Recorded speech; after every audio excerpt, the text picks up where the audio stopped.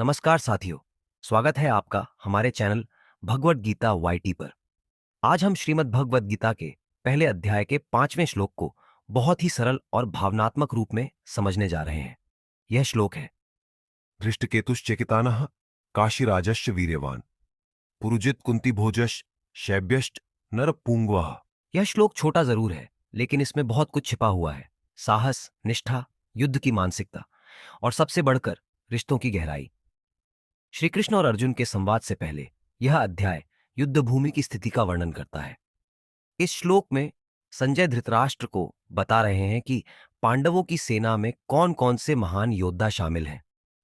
और जब हम ध्यान से देखते हैं तो इन नामों में सिर्फ सैनिक नहीं, बल्कि रिश्तेदार, राजा, योद्धा और मित्र भी हैं। आइए अब इस श्लोक में आए नामों और उनके भावार्थ को विस्तार से समझते हैं।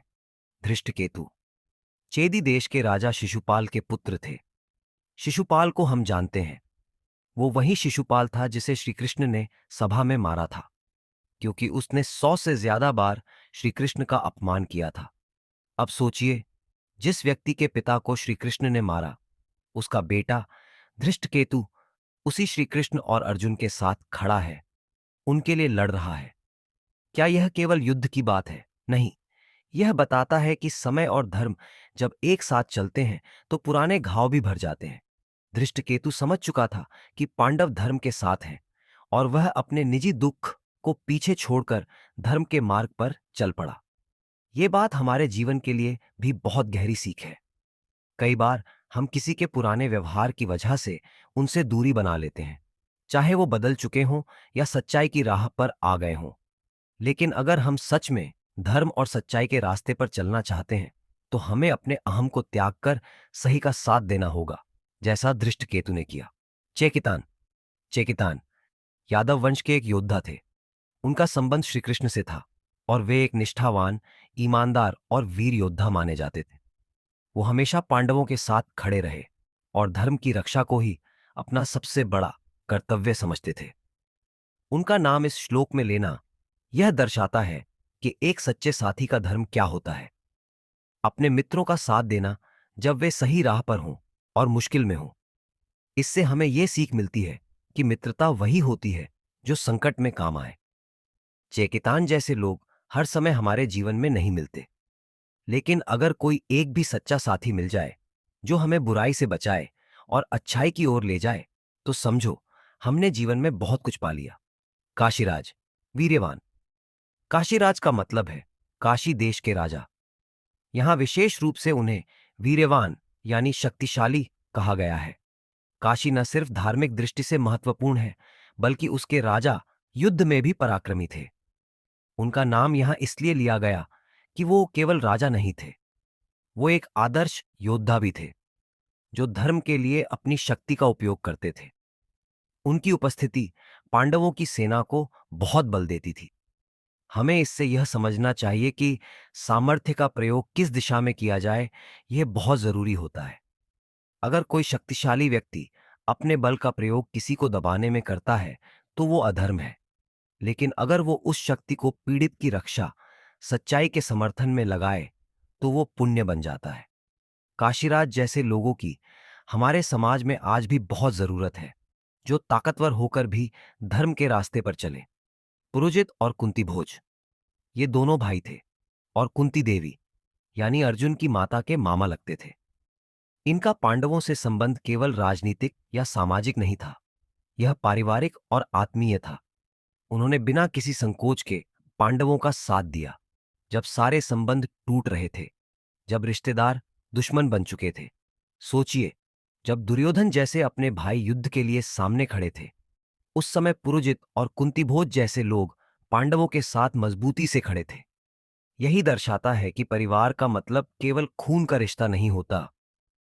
परिवार वही है जो दुख सुख में आपके साथ खड़ा रहे। हमारे जीवन में जब भी कोई संकट आता है, तभी असली रिश्तों की पहचान होती है। जो लोग उस समय आपका साथ दें, वही आपके असली अपने होते हैं। शैब्य नरपुंगव। शैब्य एक महान राजा और योद्धा थे। उन्हें नरपुंगव कहा गया है, जिसका अर्थ होता है मनुष्यों में श्रेष्ठ। ये उपाधि यूं ही किसी को नहीं मिलती। इसका मतलब होता है कि वो व्यक्ति न केवल वीर था, बल्कि चरित्र में भी श्रेष्ठ था, आचरण में भी उत्तम था। एक राजा का धर्म सिर्फ युद्ध लड़ना नहीं होता, बल्कि अपने लोगों के लिए सही निर्णय लेना, न्याय करना और सच्चाई का साथ देना भी होता है। शैब्य का इस युद्ध में शामिल होना इस बात का प्रतीक है कि धर्म की लड़ाई में केवल ताकत नहीं, चरित्र भी मायने रखता है। आज के दौर में अगर कोई व्यक्ति सत्ता में है, ताकतवर है, लेकिन उसका आचरण सही नहीं है, तो वह समाज का भला नहीं कर सकता। पर अगर एक व्यक्ति साधारण हो, लेकिन उसका चरित्र महान हो, तो वह बहुत कुछ बदल सकता है। शैब्य जैसे लोगों की आज भी समाज को जरूरत है, जो ताकत और सच्चाई दोनों के प्रतीक हों। अब जरा सोचिए, इस छोटे से श्लोक में कितनी गहराई है। यह केवल कुछ नामों की सूची नहीं है, यह उन लोगों की गाथा है जिन्होंने धर्म, निष्ठा, साहस और रिश्तों की रक्षा के लिए जीवन दांव पर लगा दिया। हर नाम के पीछे एक कहानी है, हर कहानी के पीछे एक मूल्य है, और हर मूल्य हमारे जीवन को दिशा दे सकता है। जब हम श्रीमद् भगवद गीता को पढ़ते हैं, तो यह जरूरी नहीं कि हम हर श्लोक में कोई दार्शनिक विचार ही खोजें। कभी कभी गीता हमें जीवन जीने की सरल बातें सिखाती है, जैसे सही के लिए खड़े हो जाना, पुराने झगड़ों को भुला देना, सच्चे दोस्त का साथ देना, शक्ति का सही उपयोग करना, रिश्तों की कद्र करना और अपने आचरण को सुधारना। यह श्लोक एक तरह से एक रोल कॉल है धर्म की सेना की। यह हमें बताता है कि जब सच्चाई के लिए युद्ध होता है, तो सिर्फ तलवारें नहीं उठती, रिश्ते, भावनाएं, समझदारी और आत्मबल भी मैदान में उतरते हैं। आज जब हम अपने जीवन में किसी निर्णय के दौराहे पर खड़े होते हैं, जब एक तरफ निजी स्वार्थ होता है और दूसरी तरफ सच्चाई, तब हमें दृष्टिकेतु की तरह पुरानी बातों को भुलाकर धर्म का साथ देना चाहिए। जब मित्र संकट में हो, तो चेकितान की तरह उसका हाथ थामना चाहिए।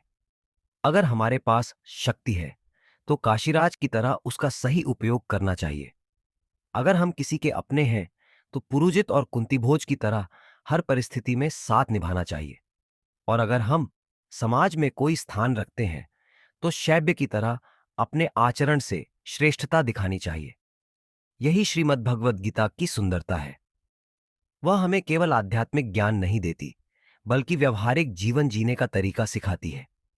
आज का श्लोक हमें यही कहता है, अपने जीवन के युद्ध में ये देखो कि तुम किसके साथ हो, क्यों हो और किस लिए खड़े हो। इस ज्ञान को समझिए, अपने जीवन में अपनाइए और हर दिन कुछ ऐसा कीजिए कि धर्म, सच्चाई और अच्छाई आपके साथ हो। अगर आपको यह वीडियो पसंद आया हो, तो कृपया इसे लाइक करें, कमेंट करें और शेयर करें। हमारे चैनल भगवद गीता YT को सब्सक्राइब जरूर करें, क्योंकि हम श्रीमद् भगवद गीता के हर श्लोक को इसी तरह सरल, भावनात्मक और गहराई से आपके सामने लाते रहेंगे। आपके साथ इस ज्ञान यात्रा में चलना हमारे लिए सौभाग्य की बात है। धन्यवाद। जय श्री कृष्ण।